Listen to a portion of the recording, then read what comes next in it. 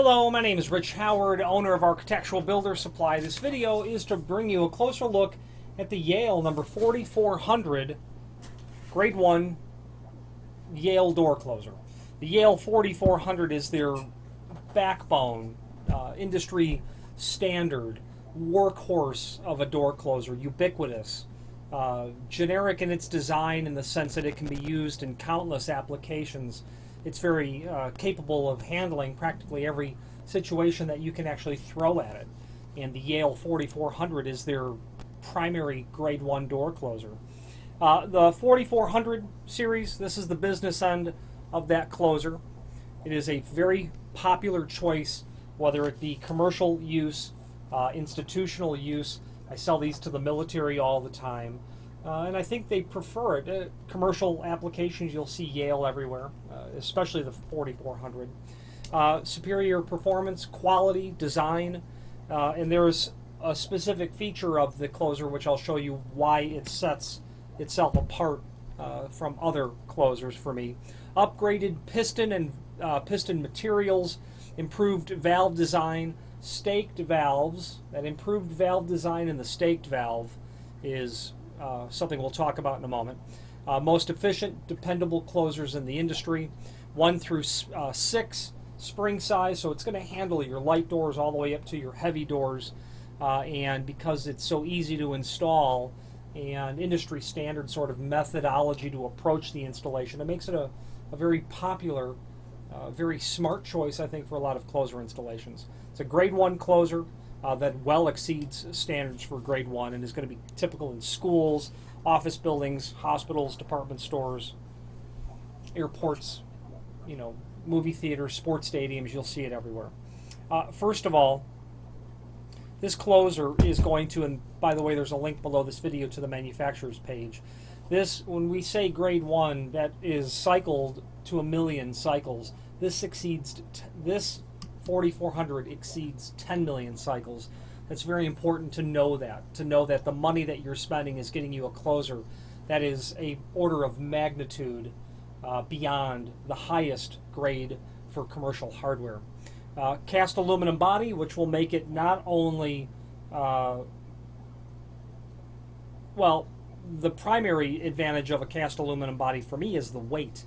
There's less weight to not only be borne on the top of the door, but also in shipping. Your transit's going to be easier because it's a less heavy body than a cast iron body. Again, 1 through 6, adjustable spring sizes, fully ADA compliant. The standard closer is a tri-packed closer. Tri-packed means you're going to be able to install it one of 3 ways: parallel arm, regular arm, and top jam. Rack and pinion body, that's going to be a reference to the rack and pinion that will be, it's like a steering column on a car, to how the pinions work with the piston rack that is inside the closer body. Okay. Staked valves. Now what you'll notice here, sold a closer to a fella today. The only reason he needed a new door closer is because he backed the valve out far enough to open it up to make the door move faster. And what happened when he cycled the door? It built pressure and blew the valve out. This staked valve design is going to really prevent you from that sort of thing. And quite frankly, I've done it myself. Adjusting a door closer, next thing I know, my shirt's full of oil. Staked valve design is going to help prevent you from doing that. It's a small little thing, but the bottom line is that little staking that they do there keeps you from destroying an otherwise perfect door closer. Although, admittedly, you only make that mistake once. Separate independent valves for your sweep, your latch, like your 0 to 10 degree, 0 to 15 degree maybe. Your sweep, which is basically 15 out to about 90. Your back check, which is the resistance that the closer provides when your door gets out past 90 degree. Think of it as a way to, on board the closer body, arrest the door being forcibly pushed open from wind generally. Okay, The fourth valve is a back check position valve where you can tailor that point at which that will start to kick in. It's normally not tampered with, and it comes from the factory in the standard position. If it's a delayed action closer, which this unit is not, this is a 4-valve closer. 1, 2, 3, 4. That fifth valve would be a delayed action, which would allow you to control the speed at which the closer closes behind. So that application is someone in a wheelchair. They come through, you've got a handicap compliant closer in terms of the opening force, but now you really need to tailor the speed at which it closes, and that's the delayed action, to allow the wheelchair bound person to get through the opening without the door hitting them, really interrupting their ability to get through the opening. Non-handed, completely reversible, left hand reverse, right hand reverse. All standard applications will allow you to get the door out to 180 degree, provided that the field conditions, the door, the frame, the wall conditions, and the templating are all compliant with such a degree of opening. And the one thing that sets this apart, in addition to the 10 million cycle, is the 25-year warranty. Okay, you're going to have a full set of material that compromises a standard, that gives you a standard sort of closer, and that's going to be obviously the body. Okay, the installation of this is going to depend on the door hand, valves up or valves down. Okay, your spring adjustment I pointed out earlier. We'll go over the valves in a moment. The rest of the visual tour, you're going to get a molded plastic cover. You'll knock that out depending on the application, meaning the swing of the door. You might have to move that filler piece over. Okay. You're going to have very handily quick instructions in terms of how to adjust the closer.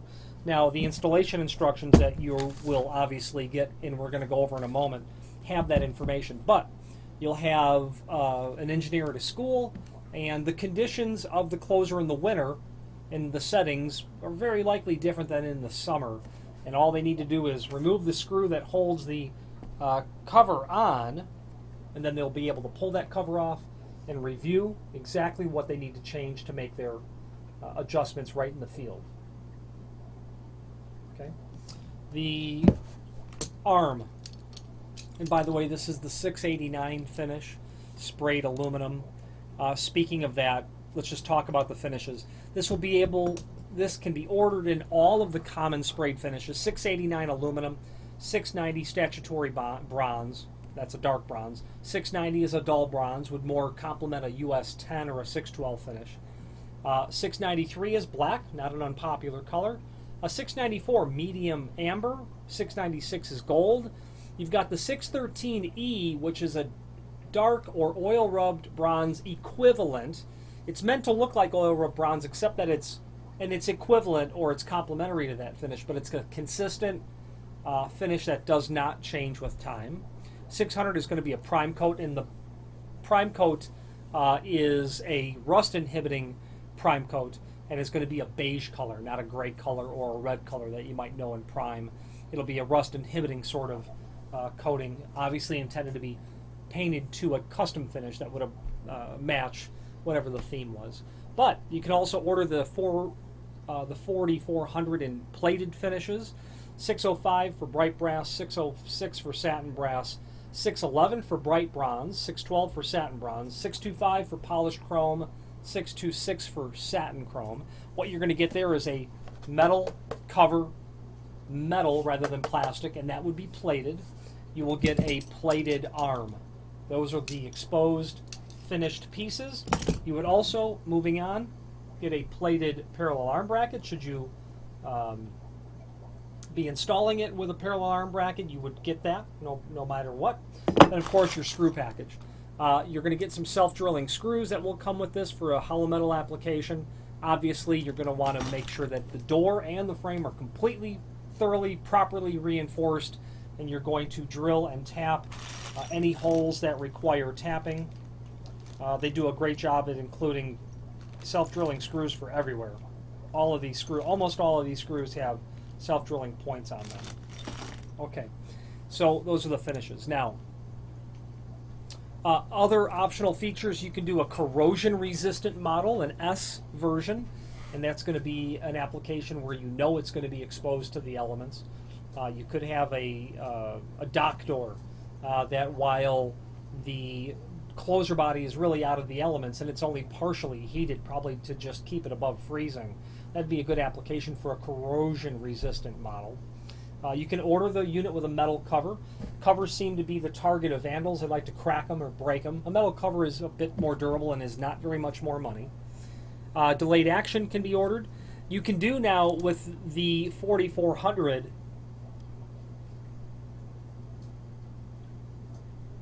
a variety of different arm types. Obviously the regular arm, which is going to allow you to install it in a regular arm or a top jam. You can install that regular arm with a parallel arm bracket, and that's your tri-pack. You can order it with a parallel rigid arm. You can order it with a hold open version of a parallel rigid arm. You can order it with a hold open version of a parallel rigid arm that's got a that has a spring stop involved or incorporated into the arm. You can do it with heavy duty pull side arms. You can do it for offset sort of applications. You can do it when you have unusual, the word I'm looking for is the dimension from the face of the frame to the face of the door, or a deep reveal. You can do a deep reveal sort of situation, and then all of that can be finished in any sort of color that you need. They can do pull and push side track mounts, which are very common as well. A track arm is very popular. I see them all the time in nursing homes or in not only assisted living, but maybe halfway homes. Less opportunity for tampering with an arm. When you've got a regular arm, that's going to be perpendicular to the face of the door. People like to pull on those and hang on them. A track arm would be appropriate when you don't want anything projecting off the face of the door and frame. You can do corner brackets where you're doing specialty sorts of installations where you're either matching existing. Corner bracket will allow you to mount a closer onto the frame and then the arm onto the door, and an application for that would be whereas if you have a significant amount of glass and you don't want the door closer to be applied, the body applied to the face of the door with a drop plate, you can do our corner bracket. You can also get into a variety of specialty applications where you might have an arched door and you need to draw on Yale's internal customer service and technical support to help you determine an application for a arched sort of doorway. They can help with that information, providing that. And then they have a variety of ancillary brackets that will come into play depending on field conditions. Okay, you might have an unusual stop. You might have a flush condition like you would have in a transom where you'll have just a transom panel above and you need a way to attach that arm to the transom panel above, and they have a specialty arm for that as well. So full-featured closer backed by full-featured technical support from Yale, that's for sure. So we talked about the features. We talked about some of its options. You're going to be able to deal with a one-stop shop sort of closer with the Yale item. There is that link below this video to the manufacturer's catalog page where you can review all of the information in detail, etc. By the way, the screw package can be done in variations, standard, or you can do sex bolts. You can do Torx security screws. You can do through bolts and grommet nuts. If you have a wood fire-rated door or a wood door in general and it's not been properly blocked or reinforced, you're going to want sex bolts. You're going to want through bolts and grommet nuts. If you have an application where you expect attempts at vandalism, you're certainly going to want to consider Torx drive, and they can do all of that. Now, we're going to move on. Talking about the closer, before we move on, you're going to have, this closer is going to have a cold weather, cold temperature compliant sort of oil inside of it. The closer oil that's in here will handle temperatures down to -40, so it's pretty substantial. Never install it on the exterior of a building. They are not intended for that at all. Now, we're moving on to the installation instructions. The rest of the video will be discussing that. Typical installation instructions that you may have seen a million different times, and they're just common. You're always going to have a cover page. You're going to have 3 pages where they discuss regular arm, parallel arm, top jam mount. You're going to have a separate page that will discuss all the valve settings that are basically on the inside of the cover, and those are the basics all the time. Very nice that you'll have a summary of parts as well. I always like to go through the parts because it helps me determine, oh gosh, you don't want to start drilling holes to find out that you're missing the parallel arm bracket. So I like to go over all of the pieces to make sure that the components are intact, everything is there. And indeed, this 6-page instructions, summary, latch valve, valve control, parts, and then you've got 1, 2, 3 of your closer type installation. So what I like to do is make sure all the parts are there. Next thing is determine, how am I going to install it? Where am I installing it? Is the body going on the door? If so, is it on the pull side or the push side? If it's on the pull side of the door, it's regular arm. If it's on the push side, it's called parallel arm. And if that closer body is going up on the header, that's top jam, and it is certainly mounted on the push side of the opening. Some pictures here will easily, on the first page of the installation instructions, assist you in immediately getting started. Regular arm even gives you the tip on where the valves are pointed based on the door closer itself, and of course the hand. Valves down, you can see on that left hand.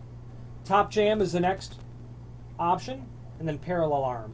Regular arm, incredibly common, followed by parallel arm, although parallel arm may be more common than regular arm, but top jam the least common of all.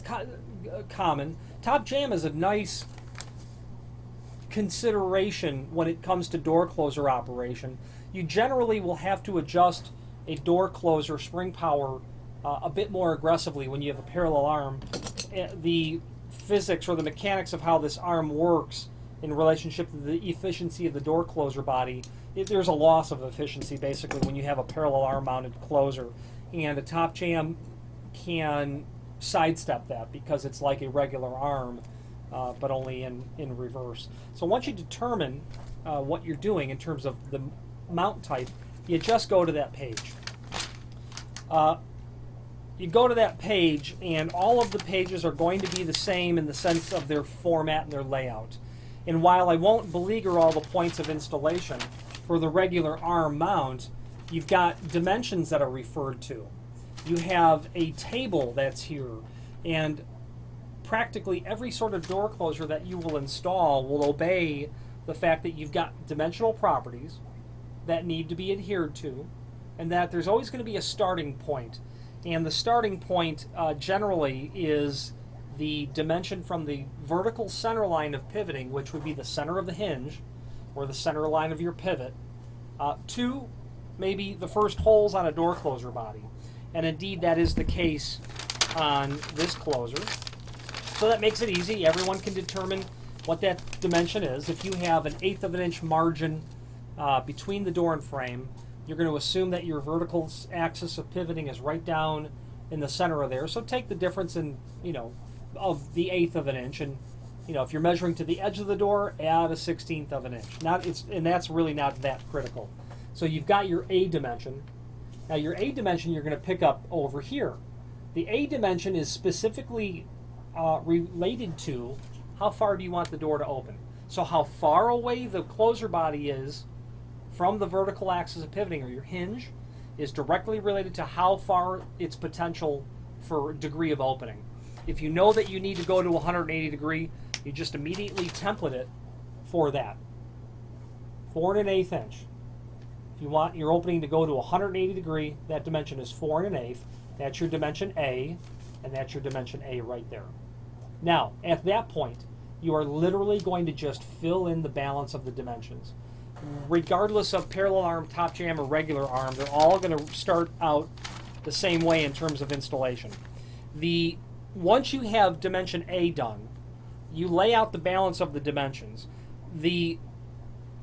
All those dimensions are important, and if your dimension A is a little bit off, it's not a big deal. The closer is still going to behave properly, unless, of course, you kick it way over significantly further than 7 5/8 if you're looking at the installation instructions. I've seen door closers templated on doors so that they only go to 60 degree, and that's because you had a very odd angle. You had a door that was opening into a wall that wasn't 90 degree, it was 60 degree, so that closer literally stopped there and could not make contact with the wall because the arm was at its maximum. So, the further away you go. What is critical when it comes to dimensions of a door closer templating are the vertical dimensions. You really need, because you have a door opening under a frame and you have an apparatus attached to both. If you've ever walked through an opening and you heard that clanking when the door opened or closed, something is hitting something. Generally, the arm is hitting the top of the door. That's because of a vertical templating. What I do when I install these, regardless of the countless closers that I've installed, I always go back and do a reality check. I lay out all my dimensions. I mark them on the door and frame. I clear my head. I go back and I double check them every single time.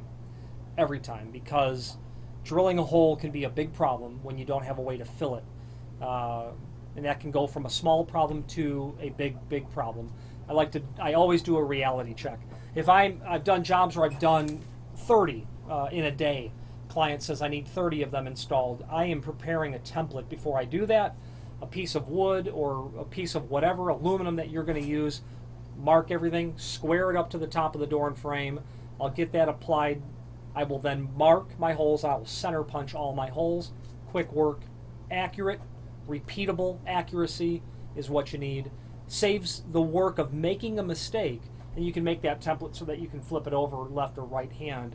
However you do it, make sure that the vertical dimensions are super accurate. Regular top jam or parallel arm mount. Now, on all of the units, they are going, the way that the body lays out, valves up or valves down is going to be basically dependent on the hand of the door, but you also see it immediately here. So once you identify the swing of the door and, of course, the arm installation type, make the orientation of the body match what you see there, valves up or valves down. Now, after you get it installed, there's a table on all of these 3 mount types of the closer adjustment. Now, they're going to have it set to a factory standard where I'm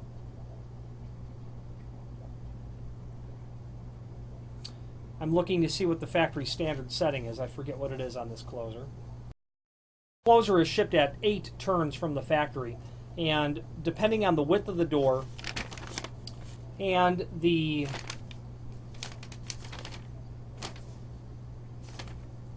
width of the door and, of course, the mount, you will adjust your spring tension on this end of the closer, that nut right there. Test it before you go adjusting anything. But I do want to point out, as I had said earlier about the efficiency of a door closer, this is parallel arm, and you're going to see down here, let's say that you've got a 36-inch door, you're going to need 12.5 turns. If you go to the top jam mount, you'll see that you're going to be at 8.5 turns. That's because the closer is working more efficiently than if it's parallel arm. Regardless, follow that table for the next setting. Then, once you're all said and done on that, the last page is going to get you to the valve settings. So after I get it installed, I test. I adjust my spring tension to be in accordance with the table based on the installation type and the door width type. Then you're ready to test your valves. Almost always you need to do some adjustments. It's rare that you need to do a lot. But the bottom line is the valves are called out on the closer body. You've got your latch valve. Well, they're marked. latch is going to be 0 to 10 degree. I said 10 or 15. It's 0 to 10 degree latch. You've got your sweep, that's here. That's 10 to 90. Then you've got your back check and your back check positioning. If the door is interior, probably test to make sure that the door opens without significant resistance out past 90. Adjust if necessary, but otherwise just leave it alone. What you're really going to want to adjust is your sweep and your latch. So you can control that 10 to 90. You can make that go fast or slow. And then you can take that latch and speed it up or slow it down, depending on the ambient air conditions, environmental conditions. If there's, and you'll probably adjust it as the seasons change. When in the summertime, the shop in the back, that doors or windows are open. Power just went out, and we're back. The windows in the back might be open, and you might need to modify your latch valve a little bit to arrest that, because you've got different air temperature, air pressure happening from another space in the building, whatever the case is. The Yale 4400 is a great go-to closer. The bottom line is this: you can buy closers that are a fraction of the cost of this. There's no question. Here's what you get with the Yale 4400: the ability to standardize in your building, the ability to get a 10 million cycle sort of application that it's rated for. If you are a large facility owner, that's going to make a lot of sense. If you are a landlord and you have a 3-flat, I'm a fan of throwing the good stuff at it, because reliable, dependable, predictable sort of operation. Friday night, your tenant calls, I'm not paying the rent because the door's been open all night. Obviously, this closer will succumb to vandalism like any other closer, but what you are really investing in is the longevity of the relationship. You're investing in the relationship of the hardware to the application and to all the people involved. A 25-year warranty, that is substantial, and also is obviously something that is to be considered when thinking about, do I spend a lot more for a closer that is absolutely top of the line, or do I go with something that is literally disposable? A decision that you have to make and yours to make alone. Finally, there is a link below this video to the manufacturer's page where you can pull up not only all the Yale products that we sell, but a link to the manufacturer's website, along with a link to the full product catalog. The name Yale is synonymous with door closers, lock sets, exit devices. They do that very well. They're part of Assa Abloy, a multinational conglomerate that owns several door hardware manufacturers such as Adams Wright, Rockwood, Pemco, 3 companies that we deal with every day. And I'm partial to Yale, and it's because they have a good product and they have a good customer service department. They have a very good technical support department. And quite frankly, I cannot tell you a reason why you should not consider Yale. And in this day and age, when people look for a reason to perhaps be negative, in the absence of a negative, kind of turns into a positive. Anyway, any questions on the Yale 4400 heavy-duty door closer or any other Yale product, please feel free to reach out to us. Thank you.